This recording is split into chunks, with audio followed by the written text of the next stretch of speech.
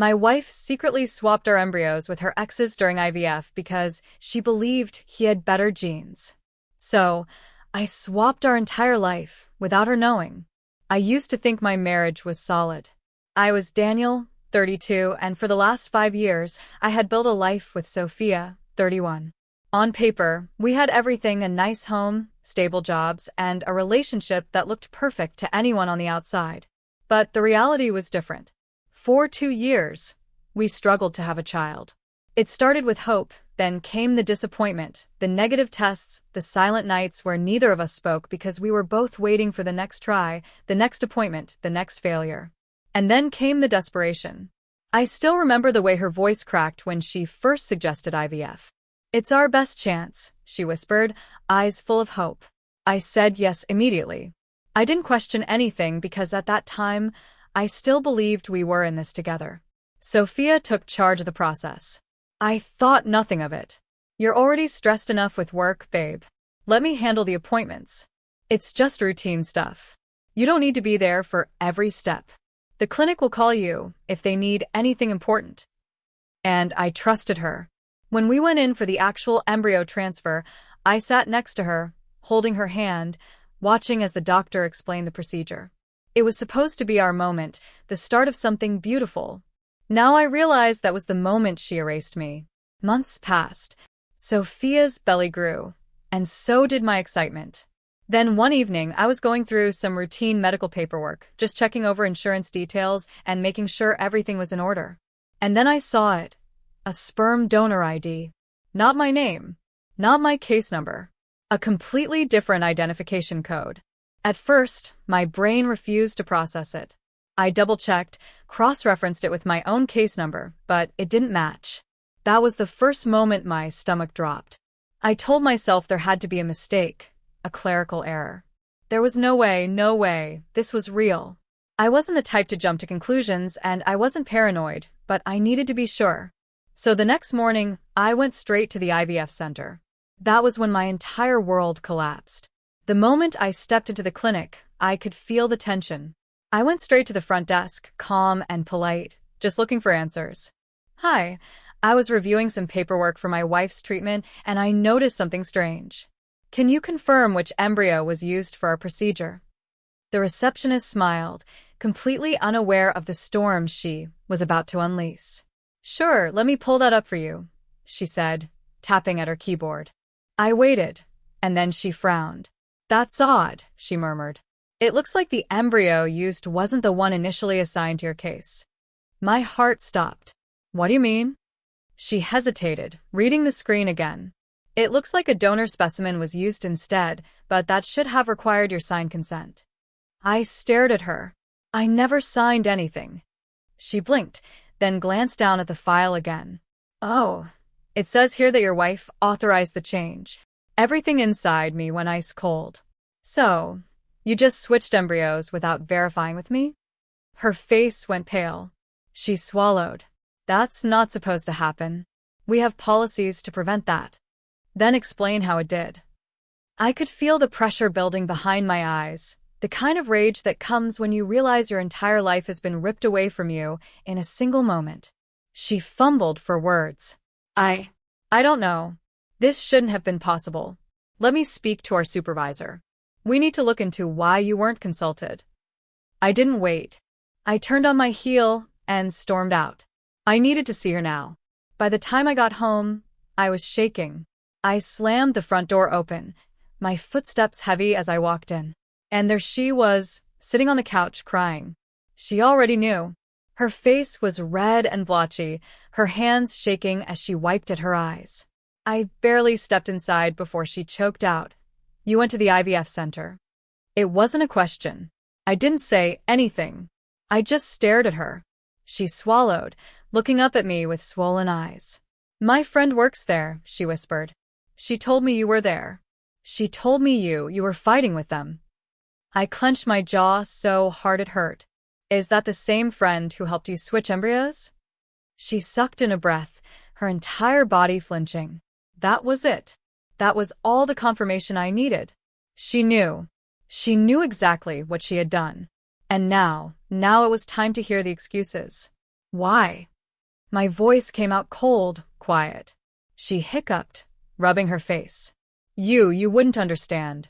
She hesitated, then finally the truth started spilling out.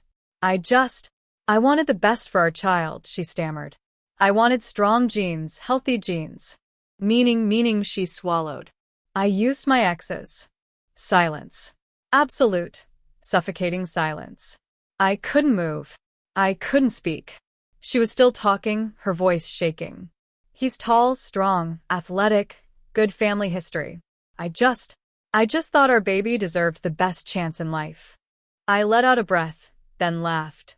A dark, bitter, humorless laugh. Because this wasn't just betrayal. This was insanity. I don't remember how long I stood there, staring at the woman I thought I knew. I don't remember when I left, but I remember one thing. I remember the cold, solid thought that settled into my mind as I walked out the door. This wasn't going to end with just a divorce. No, that would be too easy. I wasn't just going to leave her. I was going to erase her. Because she didn't just take my child away from me, she took my entire future.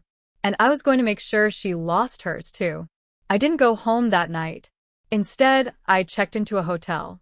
I turned off my phone and sat in silence, staring at the ceiling. The rage hadn't hit me yet, not the kind that makes you break things, scream, or lash out. This was something different, something colder. Because Sophia hadn't just cheated. She hadn't just lied. She had engineered my removal from my own child's life, and she thought I would never find out. Now, I had a choice. I could confront her immediately, or I could let her believe she had won right until the moment I took everything from her. I chose the second option.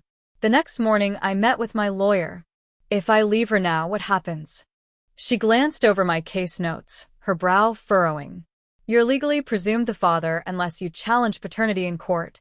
If you don't contest it fast, you could still be held responsible for child support, regardless of biology. I swallowed hard. She had almost trapped me permanently. What if I prove she committed fraud? My lawyer sat back, tapping her pen. That would change everything. If we can establish intent, that she deliberately misled you, then you wouldn't be financially liable. But we need solid proof. The fertility clinic's documentation would help, but ideally, we need a recorded admission. I nodded. And what about our assets? You need to move them immediately. If she files first, she can argue for an even split. I had work to do. For the next few weeks, I played my role. I went home, smiled, and pretended while silently dismantling everything she had built. I pulled my money out of our shared accounts, drained them, and transferred the house legally to untangle it from her claim. I documented her fraud. I met with a fertility clinic director, who confirmed that Sophia had signed off on the donor switch herself. When I requested an investigation into how this happened without my consent, they found that her friend had bypassed verification. The clinic fired her friend immediately. I got her confession. I let her think I hadn't figured it all out yet. I started asking small, calculated questions about her ex, about the clinic. She let things slip, little inconsistencies, tiny details that didn't add up. I secured my legal escape. I filed a formal dispute with the fertility clinic, ensuring a record was created. I arranged with my lawyer to challenge paternity immediately upon filing for divorce. I set up a private meeting with her ex, the child's real father, and then I prepared for the final blow. Because I wasn't just leaving. I was going to make sure she had nothing left. When I was done, it would be over. The day of the reveal, I came home early. Sophia was in the nursery, humming a lullaby and folding tiny baby clothes. I stood in the doorway, watching her for a long moment. She looked peaceful, content, like a woman who had everything she wanted. She turned, smiling. "You're home early," she said, walking toward me. I let her kiss me, let her think for just a few more seconds that her world was still intact. Then I pulled the manila envelope from my coat pocket and placed it on the dresser. Her smile faltered.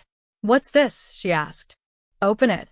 She hesitated before pulling out the legal documents, the divorce papers, and the official notice from my lawyer revoking financial support. She skimmed the first few lines, her breath catching. Then she looked at me, confusion flickering across her face. What is this? It's everything you deserve. Her eyes darted back to the papers, flipping through them faster, searching for something that wasn't there. Her name wasn't on any major assets. The house, mine. The savings, gone. Transferred months ago. Any shared financial ties, dissolved. She went stiff. You? Her voice shook. You planned this. I smiled. Of course I did. She gripped the papers tightly, her hands turning white. Daniel, please, we can fix this. Fix what? I interrupted. My voice was even. You didn't want me. You wanted my name, my money, my life. You made that clear when you swapped our child for someone else's. Her face twisted, panic creeping in. But the baby? I stared at her. Not mine. The air between us felt thick, suffocating. Sophia was trembling now, her chest rising and falling unevenly. You can't just walk away from us, she whispered. Watch me. I turned and headed for the door. Behind me, I heard a soft sob, the first of many. The courtroom was silent. The only sound was the shuffle of paperwork and the occasional whisper of attorneys conferring with their clients. I sat at my table, calm and composed, ready. Sophia sat across from me, tense, her hands gripping the table like it was the only thing keeping her upright. She knew she was losing, but she still thought she could talk her way out of it. She thought her tears, her usual performances, would work. She was wrong. This time, there was nothing to manipulate. Everything was documented. Everything was laid out in black and white, the fertility clinic report, the financial transfers, the written statements confirming that the embryo switch was premeditated. This wasn't an argument. It was an execution. The judge flipped through the files, adjusting her glasses. She looked at Sophia's lawyer. Mrs. Carter, does your client have anything to dispute the evidence provided? Her lawyer hesitated, shifted, then shook his head. No, Your Honor. The judge turned to Sophia. Then let's discuss financial resolution. Given the evidence of fraud, Mr. Carter's assets remain his sole property. Mrs. Carter will not receive any financial compensation from this divorce. Sophia's head snapped up. Her lawyer leaned in, whispering furiously. The judge continued, her tone neutral, final. Additionally, given that Mr. Carter is not the biological father, the court recognizes his right to revoke any paternal claims to the child. He will not be financially obligated for child support. A murmur rippled through the courtroom. Sophia's lawyer cleared his throat and stood quickly. Your Honor, my client requests consideration for emotional damages due to the dissolution of the marriage. She was under stress. The judge held up a hand. Enough. Mrs. Carter willingly deceived her husband, knowingly altered medical procedures without his consent, and falsified financial statements. There will be no additional compensation awarded. She tapped her gavel once. This court finds in favor of the petitioner, Daniel Carter.